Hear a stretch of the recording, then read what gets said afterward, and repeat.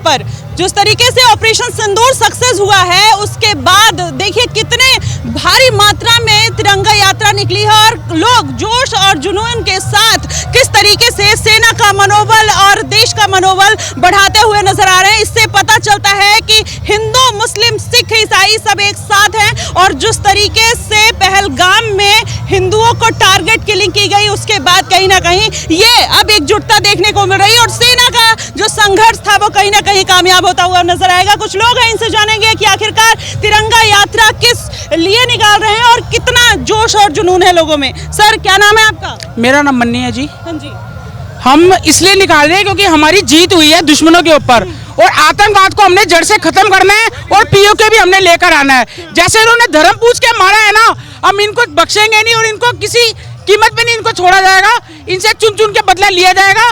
इनको इतनी चपेड़े मारी जाएगी पाकिस्तान को कि ये अपने चेहरा भी पहचानना भूल जाएंगे कि हमारे साथ हुआ क्या है। तो क्या लग रहा है कि पीओके ले लिया जाएगा? बिल्कुल, पीओके अब हमारा ही है और पीओके से पाकिस्तान को नक्शे से हमने बाहर करना है और पीओके हमने भारत में लेकर आना है। हमारा ये मकसद है और हम मोदी जी के साथ हैं, पूरे सिख युवा मोदी जी के साथ हैं और आज हम आए हैं ऑपरेशन सिंदूर के ऊपर जो हमारा सक्सेसफुल हुआ है। तो पीओके को लेकर भी कहीं ना कहीं असमंजस की स्थिति बनी हुई है कि सीज फायर हो गया, पीओके हाथ से निकल गया। आपको ऐसा लगता है? मेरे को ऐसा बिल्कुल नहीं लगता और हमारी जो सेना ने और पुलिस ने बिल्कुल उनका डट के जवाब दिया है और एक भी मिसाइल हमारे भारत में नहीं आई। बिल्कुल सीधा हमने उनके घर में जाके मारा है, दुश्मनों के हमने घर में जाके दावा बोला है। और ये जहाँ पे मोदी है तो मुमकिन है, ये नारा मोदी जी ने था, ये जो कहा था कि मोदी है तो मुमकिन है, ये बिल्कुल कह के करा है। और पाकिस्तान में आतंकवाद को मोदी जी बिल्कुल खत्म करेंगे और पीओके भी हम लेके रहेंगे। और ये जो धर्म पूछ के जो मारा है ये गलत करा है, इसके हम बिल्कुल खिलाफ है, बिल्कुल खिलाफ है। और भी लोगों से जानेंगे। सर जिस तरीके से टारगेट किलिंग की गई थी इस पर आपका क्या कहना है और ये शोभा यात्रा जिस जोश और जुनून के बारे से निकाल रहे हैं उसके बारे में कुछ बताइए। देखिए, आज बड़ा शौर्य का दिन है। भारतीय सेना ने पाकिस्तान के 11 एयरबेस उड़ाए। उन्होंने हमारे जो 26 निहत्ते जो वहाँ पे पहलगाम में घूमने के लिए परिवार गए थे, फैमिलियाँ गई थी, उनका धर्म पूछ के उनको मारा गया, जो कि बहुत ज़्यादा निंदनीय है। और प्रधानमंत्री नरेंद्र मोदी से यही अपेक्षा थी कि प्रधानमंत्री जी एक बार गिन गिन के उनसे बदला लेंगे। उन 26 जो हमारी हत्याएं हुई हैं हमारे देशवासियों की, उनका बदला लिया गया और पाकिस्तान को एक सबक सीखने को मिला है। मुझे नहीं लगता हालांकि पाकिस्तान इससे कुछ सबक सीख पाएगा। पाकिस्तान सबक तब सीख पाएगा जब दुनिया के नक्शे से गायब हो जाएगा। और आने वाले दिनों में प्रधानमंत्री जी ने क्लियर संदेश दे दिया है, अगर कोई भी हमारी यहाँ पे आतंकवादी गतिविधि होती है तो उसे भारत पे हमला माना जाएगा। और अगर उसको भारत पे हमला माना जाएगा, प्रधानमंत्री जी 10 गुना तेज रफ्तार के साथ ये हमला करेंगे इसके ऊपर। आप देखिए, उनका जो सेना अध्यक्ष है मुनीर, वो अभी हमने 11 जो एयरपोर्ट पे हमले किए थे और वो अंडरग्राउंड हो गया था। पाकिस्तान के पास ना पैसा है, ना लड़ने के लिए पावर है, ना उसके पास हथियार है। एक भिखमंगा देश है, एक भिखमंगा देश है जो वर्ल्ड बैंक के साथ गिरा रहा था कि मुझे कुछ पैसे दिए जाएं। आधे उधार पैसे लेके वो युद्ध लड़ने के लिए जा रहा था। यहाँ पर सर एक सवाल और उठेगा कि पीओके कहीं ना कहीं हाथ से फिसलता हुआ नजर आ रहा है और जो जल्द संधि समझौता हुई, जिस तरीके से पूरी बैठक हुई और वहाँ का रक्षा मंत्री गिड़गिड़ा रहा था भारत के सामने, उसके बाद अब क्या लग रहा है पीओके हाथ से निकल जाएगा? बिल्कुल पीओके नहीं निकलेगा। हमारे भारत के गृह मंत्री अमित शाह जी ने पहले कर रखा है, हमारा जो अगला टारगेट है वो पीओके को वापस लेना है। पीओके जो भारत का हिस्सा है उसे हमने वापस लेना ही लेना है। लेकिन अभी पाकिस्तान कुछ समय के बाद आप देखेंगे कि और जिस तरह से वो करजाई हो गया, जिस तरह से वो टूट चुका है, कमज़ोर हो चुका है, इस युद्ध के अंदर उसको बहुत क्षति भी हुई है। अब वो घुटनों के बल आएगा और पीओके, मुझे नहीं लगता पीओके बिना लड़ाई झगड़े के, अमित शाह जी अपनी जो फॉरेन पॉलिसी के तहत पूरे वर्ल्ड को एकत्र करके, क्योंकि ये हमारा राइट बनता है और पीओके हमारे पास एक दिन वापसी आएगा, ये हमें और मोदी जी ही इसको लेके आएंगे, अमित शाह जी इसको लेके आएंगे। कांग्रेस जो सीज फायर पर सवाल उठा रही है उस पर आप क्या कहेंगे? वो तो देखिए, कांग्रेस पार्टी उसने हमेशा के लिए माइनॉरिटी के साथ धक्का करा है।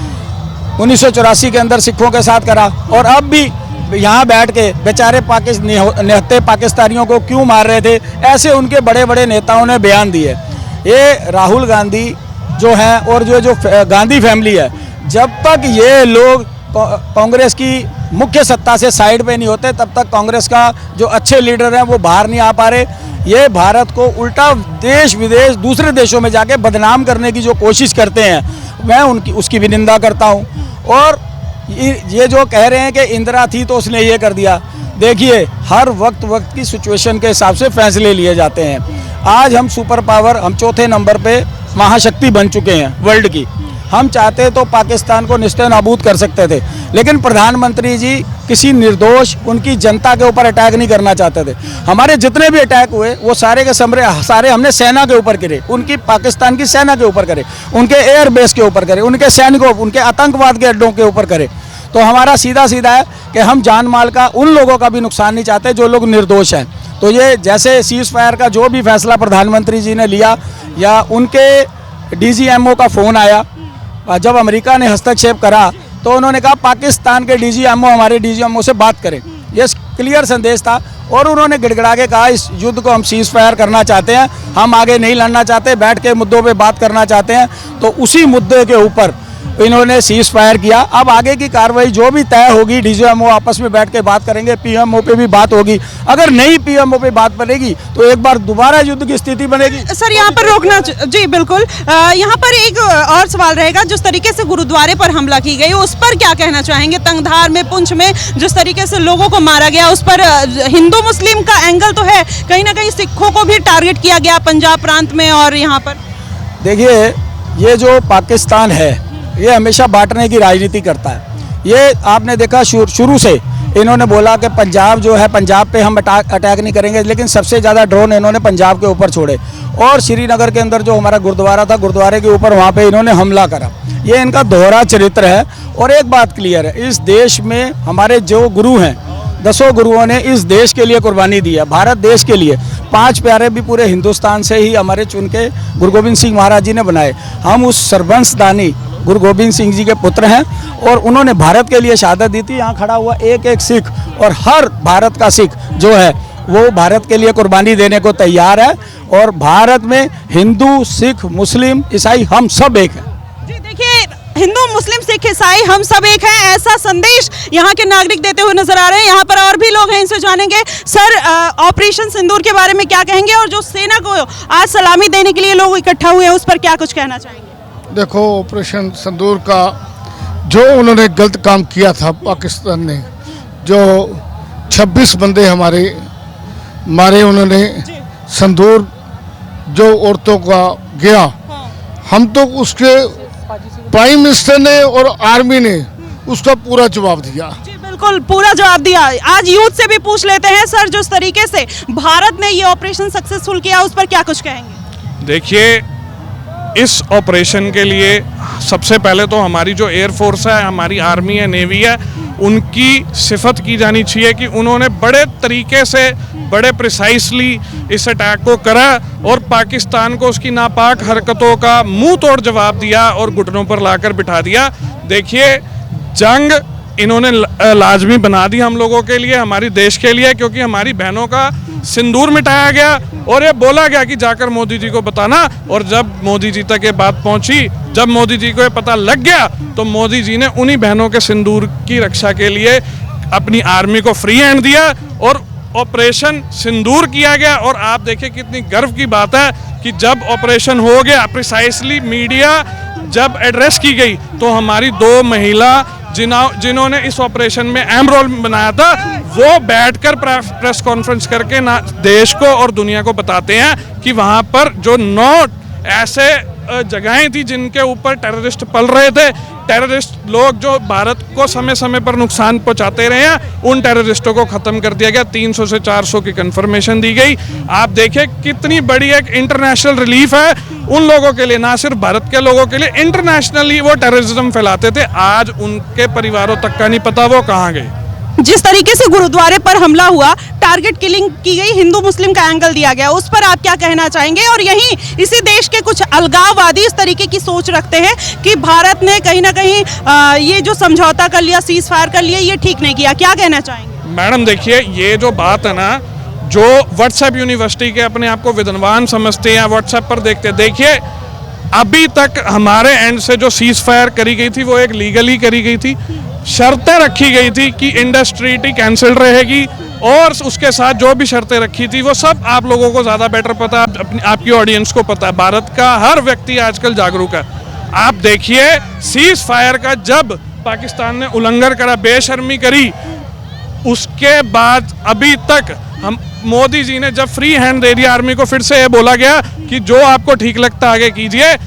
आप ये देखिए कि कितनी शांति से बैठे हैं, परंतु मीटिंगें समय समय पर हो रही हैं। हमें पूरा विश्वास है जैसे पहलगाम के बाद 8-10 दिन के बाद जो हमें ऑपरेशन सिंदूर देखने को मिला, वैसे ही ये जब सीज फायर का उल्लंघन इन नापाक लोगों ने करा है, उसका भी मुंह तोड़ जवाब देश की सरकार और हमारी आर्मी, हमारी एयरफोर्स और हमारा इंटेलिजेंस देगा और देकर ही रहेगा।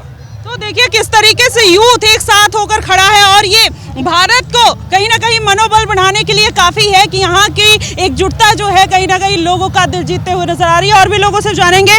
मैम, सोफिया कुरैशी को लेकर क्या कुछ कहना चाहेंगी? हम तो यही खुश है मैम, हम जीत गए।